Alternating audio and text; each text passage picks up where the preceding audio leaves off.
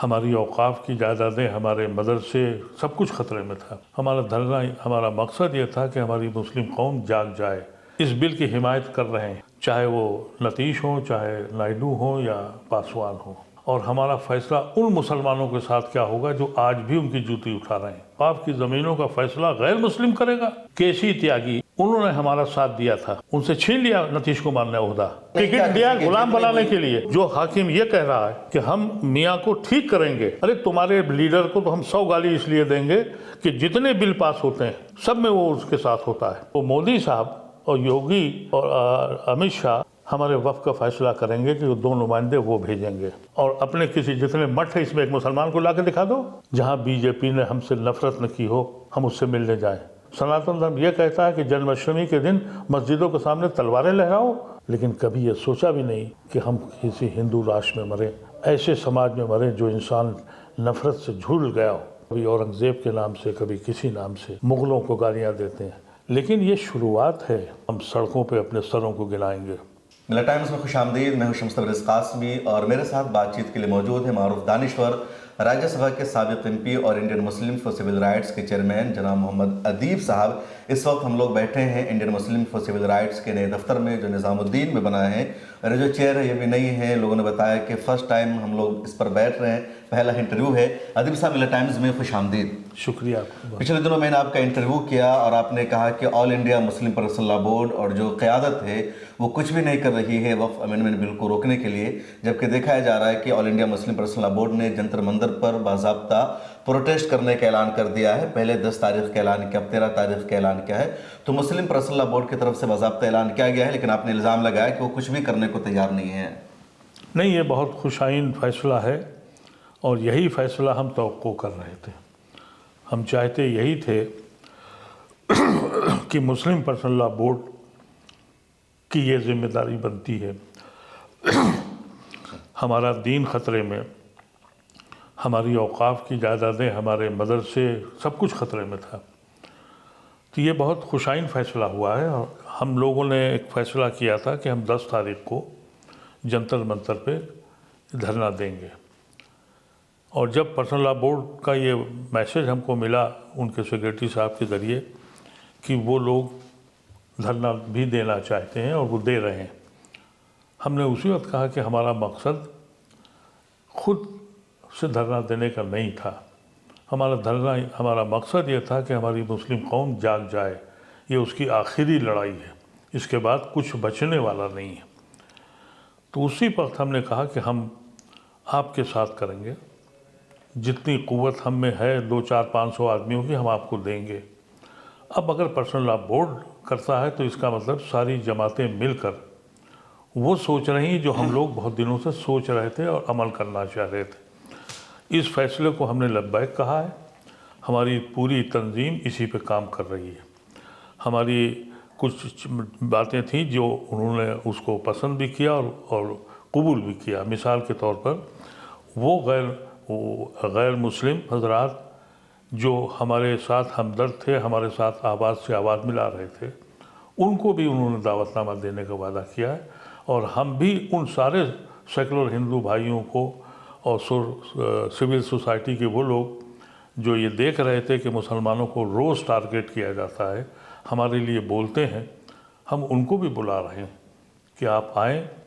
अब सवाल ये था कि 10 तारीख के लिए जो दरख्वास्त दी गई, वो दरख्वास्त में एक कानून सुप्रीम कोर्ट ने डायरेक्टिव दे दिया है कि कम से कम आपको 10 दिन का टाइम देना पड़ेगा परमिशन के लिए। तो अब जंतर मंतर में सिर्फ वही जगह जहां आपको परमिशन मिलती है, क्योंकि ये हम मुसलमानों का और हमारी जमातों का और पर्सनल लॉ बोर्ड का मकसद बिल्कुल नहीं है कि हम कोई इंतशार पैदा करें। तो जब एक जगह तय कर दी गई कि यहाँ आप अपना एहतिजाज, अपने जो आपके डिमांड है उसको रख सकते हैं, वो सिर्फ जंतर मंतर था। अब 10 तारीख को पार्लियामेंट शुरू हो रहा है, तो उस वक्त ये जहन ये था कि आज पार्लियामेंट शुरू होगा तो पूरा हिंदुस्तान उसको कवर करेगा और ये दिखाएगा कि एक तबका मुसलमानों का और गैर मुसलमानों का और दलितों का और दूसरे पिछड़े लोगों का जो आइडिया ऑफ इंडिया पे और संविधान पे यकीन करते हैं, वो एहतजाज कर रहे हैं कि उनको साथ नाइंसाफ़ी हो रही है। लेकिन अनफॉर्चुनेटली वो 10 दिन का टाइम पूरा नहीं हो रहा था और 13 तारीख को आखिरी दिन है पार्लियामेंट का। 13 को पार्लियामेंट बंद हो जाएगी, फिर जुमा, शनीचर, इतवार, ये 3 दिन छुट्टी है और तवक्को ये है और ऐसा प्लान है इन लोगों का कि 17 तारीख को ये पार्लियामेंट में लाएंगे। तो ये ख्याल हुआ कि अब 13 को ही सबको, हम लोगों को अपना, जिस दिन ये बंद कर रहे हैं, इसलिए 13 का डेट ली गई और कोई डेट मिल नहीं रही थी। तो 14 को भी बहुत से प्रोग्राम थे, लेकिन 13 को जंतर मंतर पर सिर्फ 2 एप्लीकेशन हैं, एक IMCR की है और एक पर्सनल लॉ बोर्ड की है। IMCR अपनी दरख्वास्त वापस ले रहा है और वो मर्ज कर रहा है इस पर्सनल लॉ बोर्ड, मुस्लिम पर्सनल लॉ बोर्ड के साथ। जी जी। लेकिन अदीब साहब, 13 को होली का दहन भी है। असल होली तो 14 मार्च को है, लेकिन छोटी होली या होली का जो दहन वो 13 मार्च को भी होगा शाम में। तो क्या 13 तारीख मुनासिब है आज के माहौल में? नहीं, बिल्कुल। देखिए, ऐसा है कि यहाँ दिल्ली में, ये यूपी और बिहार में ज़रूर होता है कि वहाँ बहुत दिन पहले से शुरू हो जाती है, लेकिन दिल्ली में 13 तारीख की शाम को मगरिब के बाद होली जलेगी। उससे पहले यहाँ रंग नहीं खेला जाता, ना कोई दफ्तर बंद होता है, ना पार्लियामेंट बंद है, ना कोई ऑफिस बंद है। हमारा एहतजाज 10 बजे से शुरू होगा और 1:30 से 2 बजे तक, क्योंकि रमज़ान है और हम लोग 3-4 घंटे के अंदर, क्यों पार्लियामेंट भी शायद उसी वक्त तक चलेगी, सेकेंड हाफ में पार्लियामेंट में कोई रहेगा नहीं, सब चले जाएंगे। तो आप ऐसा कह रहे हैं कि जो वक्फ अमेंडमेंट बिल है वो 17 को पार्लियामेंट में इस बार पेश किया जाएगा, 10 को नहीं किया जाएगा, जबकि खबर आ रही है कि 10 को ही ये लोग पेश करेंगे। 10 को हमारा यकीन है, जो हम लोगों ने बातचीत की है पॉलिटिकल लीडर से, 10 को तो हंगामे की नज़र है और उस पर कोई बहस नहीं होगी। ये लोग तो बड़े चालाक है ना, हंगामे के बीच में बिल को पेश कर देते हैं, पास करा लेते हैं। अपोजिशन वाले इस उम्मीद में रहते हैं कि हंगामा होगा, उनके एमपीज आते नहीं हैं, इनके एमपीज रहते हैं और अपना काम कर लेते हैं। ये देखिए, अगर ऐसा करते हैं तो फिर कोई दूसरे तरीके सोचे जाएंगे। 13 तारीख को पर्सनल लॉ बोर्ड को ये चाहिए और सारी जमातों को जो इसमें शरीक हो रही हैं कि आगे का प्रोग्राम भी तय करें, और जो लोग इस बिल की हिमायत कर रहे हैं, चाहे वो नतीश हो, चाहे नायडू हो या पासवान हो, अगर वो करते हैं तो हमारा क्या फ़ैसला होगा और हमारा फ़ैसला उन मुसलमानों के साथ क्या होगा जो आज भी उनकी जूती उठा रहे हैं।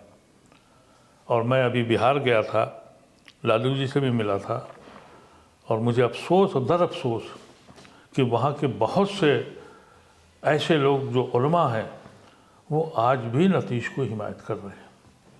आप अंदाज़ा कीजिए, और क्या कह रहे हैं कि साहब हमारे बड़े मरासिम हैं उनके साथ। मैंने कहा उन लोगों से, आप मरासिम रखिए, आपके दीन का मसला है और आप आलिम दीन हैं, तो अगर उसके बावजूद भी ऐसा कानून आता है जहाँ हमारी मस्जिदों पर, हमारी खानकाहों पर और हमारी मदारिस पर हर्ब आती है और हमसे छीना जाता है और वो ये कहते हैं कि साहब हमने, तो मैं समझता हूँ कि उनके साथ क्या फ़ैसला होगा। उनके साथ हमें बिल्कुल क्लियर फ़ैसला करना होगा।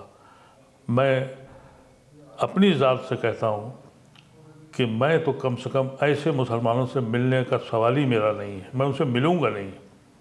कौम करे या ना समाजी बाइकॉट, मैं कौम करे ना करे, ना मैं उनको सलाम का जवाब देना चाहता हूँ, ना अपने घर बनाना चाहता हूँ, ना उनसे बात करना चाहता हूँ। क्योंकि जो शख्स एक छोटे से ओहदे के लिए कि हमें कोई चेयरमैनी मिल जाए, कोई असेंबली मिल जाए, कोई पार्लियामेंट मिल जाए और इतनी बड़ी कुर्बानी कर दे। हिंदुस्तान में मुसलमानों पर जो भी सितम ढाए गए किसी की सरकार के ज़माने में, ये सबसे बड़ा हमला था। इस हमले का तसव्वुर भी हम नहीं कर सकते थे कि हमारी ज़मीनें और हमारी ज़मीनों पर वो छीनेंगे और मुसलमानों की ज़मीनों का, वक़ाफ़ की ज़मीनों का फ़ैसला गैर मुस्लिम करेगा, और वो भी ये कह के कि हम काबिज़ हैं इस पर। तो ऐसी शक्ल में फिर आप हिंदुस्तान आपके लिए मुल्क रहा या नहीं रहा?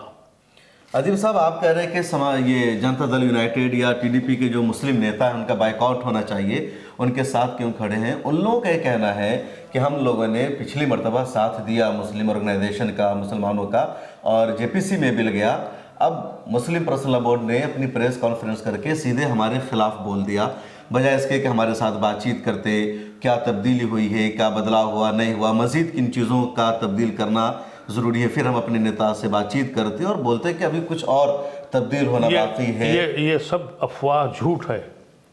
केसी त्यागी, उन्होंने हमारा साथ दिया था, उनसे छीन लिया नीतीश कुमार ने ओहदा। केसी त्यागी ने बयान दिया था, मुझसे कहा था, मेरे दोस्त हैं वो जी। कोई बोला इसमें से मुसलमान? और आप मुझे ये बताइए कि जो हमारे ऊपर 3 कानून लाए गए, ICR का कानून किसने पास कराया? इन्हीं लोगों ने। ट्रिपल तलाक किसने पास कराया? वॉकआउट क्या था जनता दल यूनाइटेड ने? तो पास तो कराया इसीलिए तो। और अगर वॉकआउट वोट भी तो नहीं देता जब भी नीतीश कुमार को, देखिए, कभी मुसलमानों ने वोट किया? आपको मैं अर्ज कर दूं, राज्यसभा में इनकी मेजॉरिटी नहीं थी, 370 पास करने के लिए वॉकआउट किया और ये कह दिया कि भाई हमसे वोट नहीं डाला हमने, 5 वोट से जीत गए वो। और फिर यही इन्होंने NRC में किया। अरे, और फिर भी बेशर्मों की तरह है वहाँ। लेकिन उनका शिकवा तो अदीब साहब ये भी है ना, कोई शिकवा नहीं है, कोई शिकवा नहीं है। क्या ये कांग्रेस को जाता है? क्या ये बता सकते हैं वो कि ये मसला उनका नहीं है? क्या वो बता सकते हैं ये मुसलमानों का मसला नहीं है? तुम मुसलमान के नुमाइंदे के हैसियत से तुमने अपने लीडर से क्या बात करी है? उनसे क्या बात की जाएगी? वो तो कहते हैं कि हमारे लीडर ने पिछले चुनाव में 11 मुसलमानों को टिकट दिया, एक टिकट दिया गुलाम बनाने के लिए। अरे, तुम गुलाम बनते हो अगर तुम अपनी ज़मीन के लिए नहीं लड़ सकते, अपने दीन के लिए नहीं लड़ सकते, अपने मुसलमानों के साथ सतम के लिए नहीं लड़ सकते, और कहते हो कि हम जो हाकिम ये कह रहा है कि हम मियाँ को ठीक करेंगे, आपका लीडर उसके साथ बैठ के खाना खा रहा है। आप नौबत ये आ गई है कि औरंगजेब पर अभी बहस हो रही है और जनता दल यूनाइटेड के एक नेता ने ये बात अपने इंटरव्यू में कहा कि औरंगजेब गलत था और जो उसका साथ देता है वो देशद्रोही है, उसकी हिमायत में बोलने वाले को गज़ापट्टी भेजना चाहिए, बांग्लादेश और पाकिस्तान भेज देना चाहिए। भाई देखिए, मैं आपसे सिर्फ ये अर्ज कर रहा हूँ, आप जिस पार्टी में हैं उस पार्टी के आप नुमाइंदे ज़रूर हैं, लेकिन आपको इसलिए नुमाइंदगी दी गई कि आप मुसलमान हैं है या नहीं है? तो अगर आपको नुमाइंदगी मुसलमान की हैसियत से दी गई है और मुसलमान के इशू पे आप ऑल फॉल बातें कर रहे हैं कि हमसे नहीं मिले, अरे तुम्हारे लीडर को तो हम 100 गाली इसलिए देंगे कि जितने बिल पास होते हैं सब में वो उसके साथ होता है, हर जगह। तुमको शर्म आती है इसलिए कि तुमको ओहदा दिया है। ये सुनने की बातें हमारे ज़हन से नहीं आती हैं। अगर ज़रूरत है तो कह दो, लेकिन मुश्किल ये है कि हमको कुछ पोजीशन मिल जाए तो हम डिफेंड करें। हमको तो एक उनके ये भी खबर दी गई कि साहब वो पार्लियामेंट में जो पार्लियामेंट्री कमेटी में जो अमेंडमेंट हो गया, बिल ठीक हो गया है। आप अंदाज़ा कीजिए। ये कहा जी, उनके एक आदमी ने, आप अंदाज़ा कीजिए। और एक साहब ने जो मुझे नाम नहीं लूँगा जी, उन्होंने कहा कि अदीब साहब क्या चीज़ें चेंज कराई जा सकती हैं, आलिम दीन हैं वो। मैंने कहा आपको ये भी नहीं मालूम इसमें क्या चेंज होना है? अरे वफ़ का नाम ही ख़त्म कर दिया भाई। जो आपकी कॉन्स्टिट्यूशन राइट है, वफ़ के नाम से आप पार्लियामेंट के बिल पास होते हैं, उसका नाम ही ख़त्म है। वो तो कह रहे सब कुछ बेहतर हो गया, एक दो बेसिक चेंज बाकी रह गया। जी से बड़े करीब जी रहते जी, हैं ये नहीं, अब जो है वो मोदी साहब और योगी और अमित शाह हमारे वफ़ का फ़ैसला करेंगे कि 2 नुमाइंदे वो भेजेंगे, वो फैसला करेंगे। हिम्मत है अगर तो गुरुद्वारे प्रबंधक कमेटी में बिठा के दिखा दो, कोई हिंदू बिठा लो किसी को, और अपने किसी जितने मठ है इसमें एक मुसलमान को ला के दिखा दो। मुंह में क्या शक्ल भरी हुई है? कहते हैं अच्छा हो गया। पहले डीएम फैसला करता था, अब कहा कि नहीं, अब उससे बड़ा हाकिम बैठेगा, कौन अपॉइंट करेगा? योगी। 1 लाख से ज़्यादा औकाफ के मामले हैं यूपी में, 900 को रिकग्नाइज किया है उसने, छोड़ा है कुछ? ये शर्म नहीं आती इन लोगों को इस ओहदों के लिए? मैं जानता हूँ कि यह फैसला जमातें करें या ना करें, मैं एक मामूली आदमी हूँ, लेकिन मैं कतई ताल्लुक़ करूँगा। मैंने बहुत लोगों को छोड़ दिया। मैं तो किसी उस आदमी से, मुसलमान से नहीं मिलता हूँ जो बीजेपी में चला गया। मुझे शिकायत नहीं थी अगर वो अटल बिहारी वाजपेयी की उसमें जाता। इन जालिमों के साथ कोई दिन ऐसा है जिस दिन आप अखबार पढ़ें और आपको सितम की दास्तान न मिले? एक जो डिबेट का मौजू है ये भी कि 10 बल्कि 11 साल हो रहे हैं मोदी हुकूमत को इस वक्त, तो मुस्लिम लीडरशिप ने बीजेपी से बातचीत करने की कोशिश नहीं की, डायलॉग का सिलसिला शुरू नहीं किया। कांग्रेस की हुकूमत में सब होता था। वक्फ अमेंडमेंट बिल को रोकने के लिए भी एक मरतबा भी क्यों कोई मीटिंग नहीं रखी गई पीएम के साथ, होम मिनिस्टर के साथ, न कोई पहल की गई? तो क्या डायलॉग का रास्ता नहीं अपनाना चाहिए था? आप कोई एक इशू बता दीजिए जहां बीजेपी ने हमसे नफरत न की हो, हम उससे मिलने जाएं। सिर्फ सरेंडर ही करने तो जाएंगे। आपको पता है मुसलमान दानिश्वर नजीब जंग और कुरैशी और बहुत से अच्छे मुसलमान हैं, उनकी नीयत पे कोई शिकायत नहीं। वो भागवत से मिलने गए, मैंने एतराज़ किया। इसलिए एतराज़ किया कि बहुत बड़ी तादाद हिंदुओं की हमारे लिए बदनाम हो रही है, देशद्रोही कहलाते हैं, हम उनके साथ सितम कर रहे हैं। और आप उनके पास गए हैं जो अपने मज़हब सनातन धर्म के ख़िलाफ़ काम कर रहे हैं। सनातन धर्म ये कहता है कि इंसानों से नफरत करो। सनातन धर्म ये कहता है कि जन्माष्टमी के दिन मस्जिदों के सामने तलवारें लहराओ।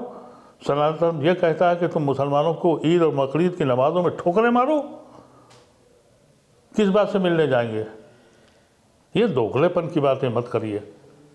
हमारे लिए एक काम अगर किया हो, आज तक हमने अटल बिहारी वाजपेयी के खिलाफ बोला नहीं।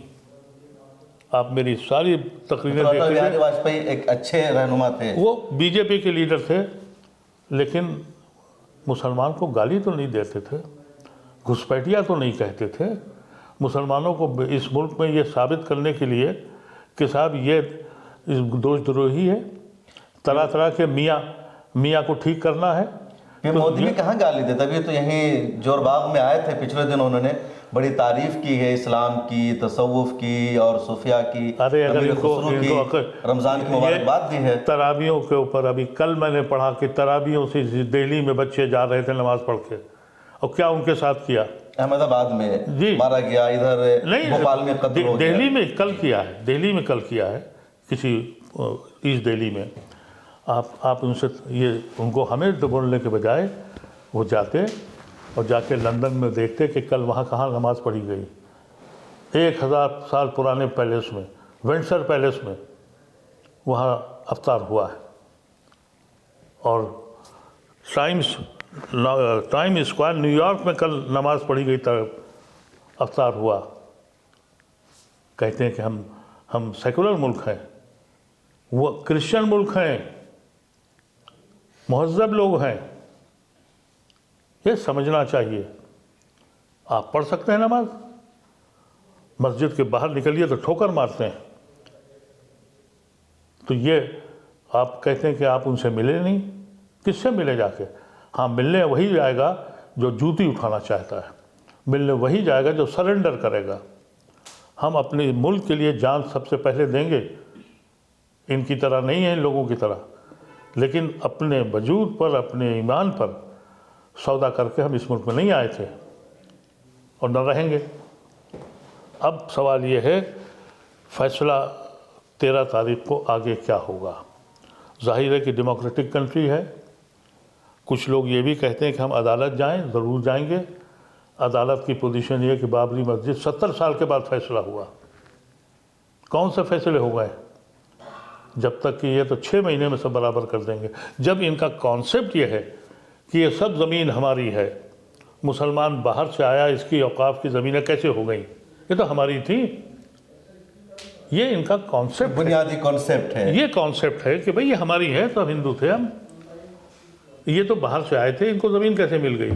इन्होंने जो कुछ लिया वो कब्जा किया। तो मैं आपके ज़रिए कहना चाहता हूँ अपने मुसलमान भाइयों से, अपने सेकुलर हिंदू भाइयों से, अपने सिख भाइयों से, दूसरी माइनॉरिटी से, पासमानदा लोगों से, ये लड़ाई सिर्फ हमारी नहीं है, ये लड़ाई कॉन्स्टिट्यूशन की लड़ाई है, ये लड़ाई द आइडिया ऑफ इंडिया की लड़ाई है।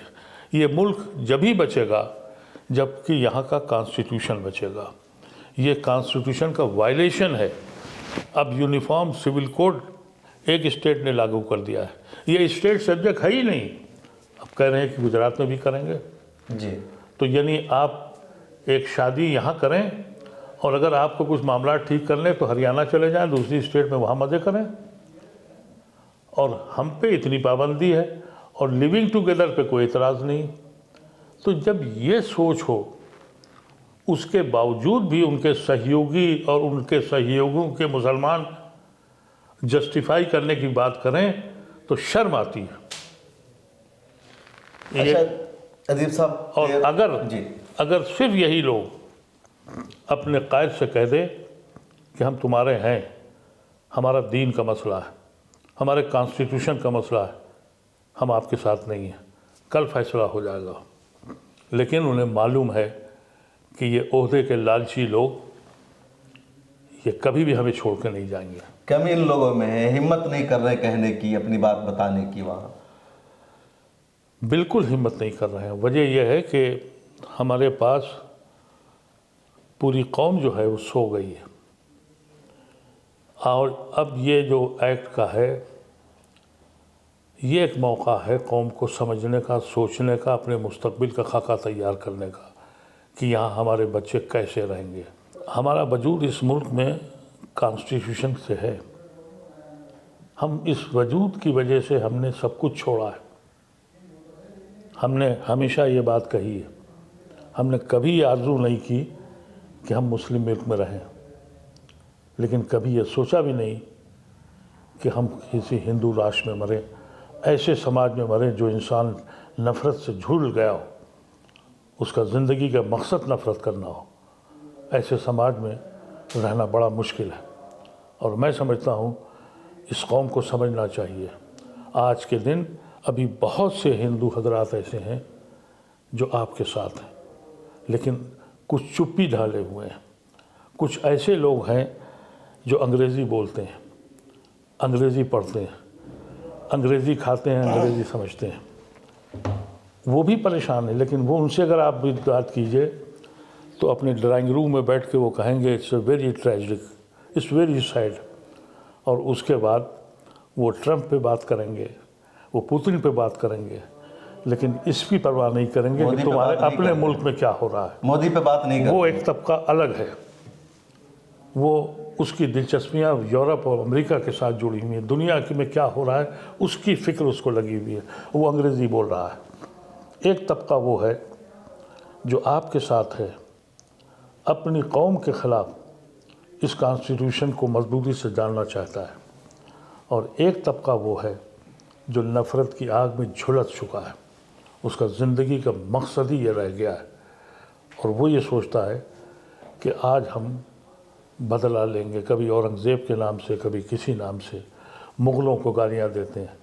लेकिन कम से कम मैं ही समझता हूँ कि मुग़ल इस हिसाब से बहुत अच्छे थे कि उन्होंने, आप देखिए अवध में एक शहर है सीतापुर जी, नाम नहीं बदला, बदला जो जैसा था, लक्ष्मी नगर नाम नहीं बदला, जो है वैसा। मुगलों ने जो अपना बनाया बसाया उसका नया नाम रखा। रामपुर, नवाब रामपुर मुसलमान, रामपुर नाम नहीं बदला। आज का जो ये जो समाज पैदा हुआ है, ये देख के इसको एकदम, इसके दिमाग में सिर्फ यही बात आती है कि नाम बदलो, इनका वजूद ही ना रहे। तो उन लोगों से आपका मुकाबला है। और जो बीजेपी, यानी बीजेपी मत कहिए, मोदी का पार्टी जो है, मोदी शाह पार्टी, उसके सहयोगी गुनहगार हैं, इस मुल्क के गुनहगार हैं।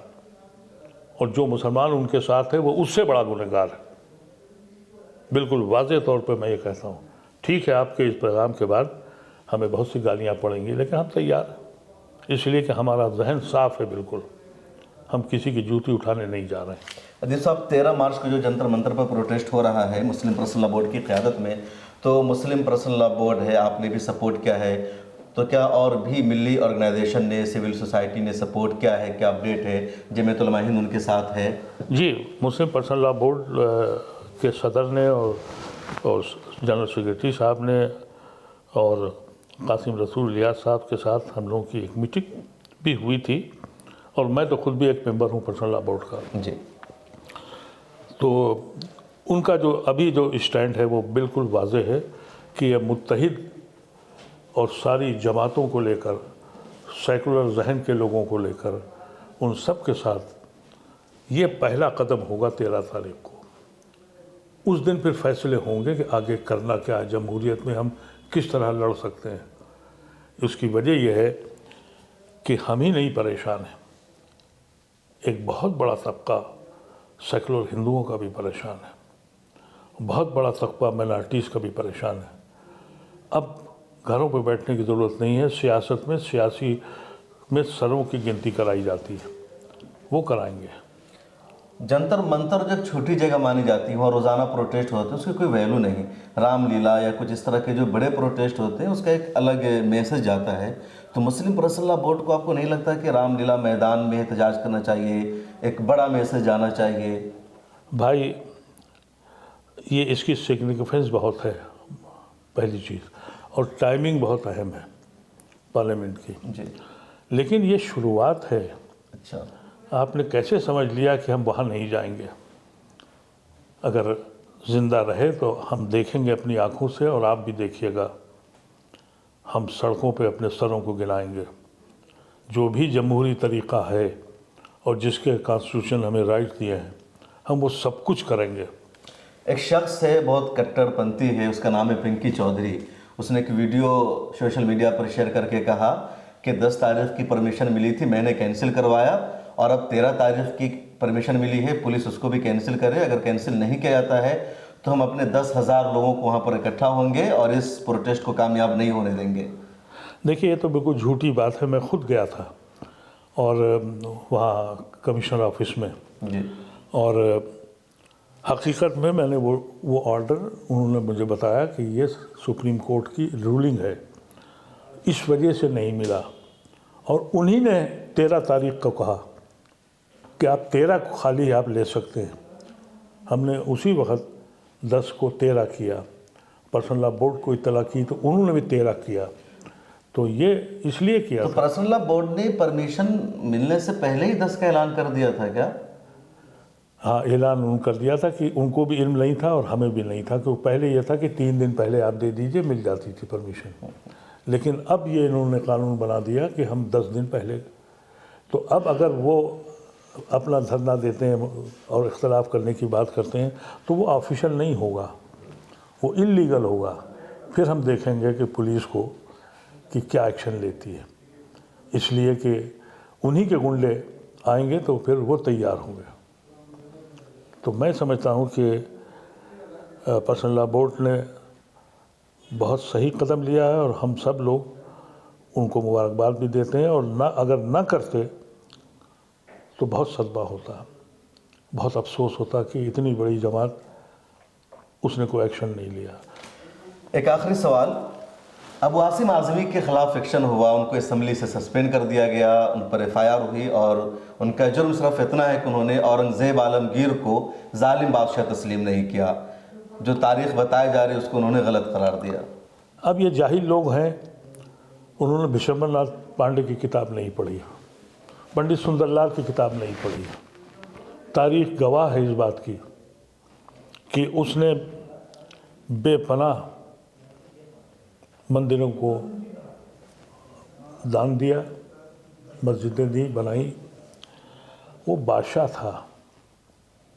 तुम बादशाह कब से बन गए? तुम तो जमहूरियत में हो ना, तो जमहूरियत में ये हक छीन लोगे तुम कि कोई आदमी अपनी ओपिनियन रखता है? बादशाह के ज़माने में था कि अगर आपने बादशाह के ख़िलाफ़ कोई बात की तो गर्दन कट जाएगी। लेकिन आज तो यहाँ बादशाहत है। अबू आसिम आज़िम एक MLA है, इलेक्ट होके आया है, जमहूरी निज़ाम है, तुम बादशाह की तरह हुकूमत कर रहे हो, कहते हो कि हम दुनिया की सबसे बड़ी डेमोक्रेसी हैं। ये मौकरी है, ये झूठ है। ये अबू आसिम आज़मी की ओपिनियन अगर है, हम भी जानते हैं और दुनिया जानती है कि उसने जुल्म किए, अपने भाइयों के साथ भी जुल्म किया है। वो बादशाह था 300 साल पहले। तुम आज के बादशाह क्यों बन रहे हो? तुम्हें यह हक़ है कि हम अपनी ओपिनियन छोड़ दें तुम्हारे वजह से? किया होगा, भुगता उसको। नहीं उसको पसंद है, उसको हराओ इलेक्शन में, उसे सड़क पे ले आओ। ये कर सकते थे हम ना। इसके अलावा क्या करना चाहिए? तो उसके अलावा बादशाहत करना है, वही कर रहे हो जो तुम औरंगज़ेब के लिए कहते हो। नहीं, अब तो ये ट्रेंड चल पड़ा कि औरंगज़ेब आलमगीर को अच्छे अल्फाज से याद करना शिवाजी महाराज की तौहीन है, संभाजी की तौहीन है, अपमान है। ये केस बन रहा है। उन्होंने पढ़ा ही नहीं है कि शिवाजी महाराज और औरंगज़ेब के मामलात क्या थे। ये पढ़ाया जाता है कि शिवाजी महाराज को वहाँ बंद कर दिया। शिवाजी महाराज के बाप जो थे मालोजी जी, वो उनके 2 बेटे हुए, एक शिवाजी एक शाहजी। औरंगाबाद में एक फ़कीर थे शाह शरफ जी। जब मालोजी मौसमदार थे औरंगज़ेब के, जब औलाद नहीं हो रही थी तो वहाँ गए उस मज़ार पे। उनकी दुआ से 2 बेटे पैदा हुए। उनका अक़ीदा देखिए मालोजी का कि उन्होंने एक बेटे का नाम शिवाजी रखा और दूसरे का शाहजी रखा।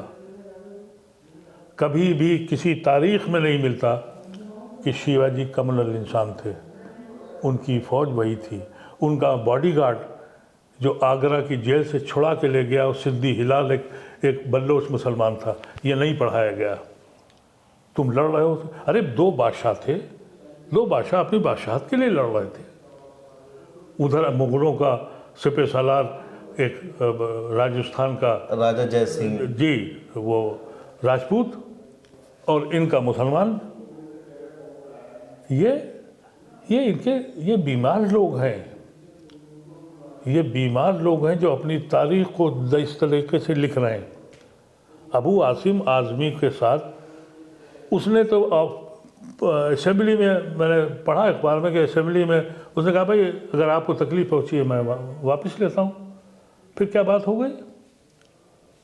तुम माँ बहन की गालियाँ हमारे उलमाओं को, हमारे पैगम्बरों को हमारे अल्लाह को देते हो। हम ये सोच के कि दीवाने हैं, दीवानों की तरह पढ़े, दीवाने की यही काम होता है। लेकिन ये हरकतें बराबर होती रहेंगी और अब सोचना पड़ेगा कि इस मुल्क में हम किस तरह रहें, और दुनिया को बताना पड़ेगा कि ये अब गांधी का मुल्क नहीं है, ये सरवारकर का मुल्क है।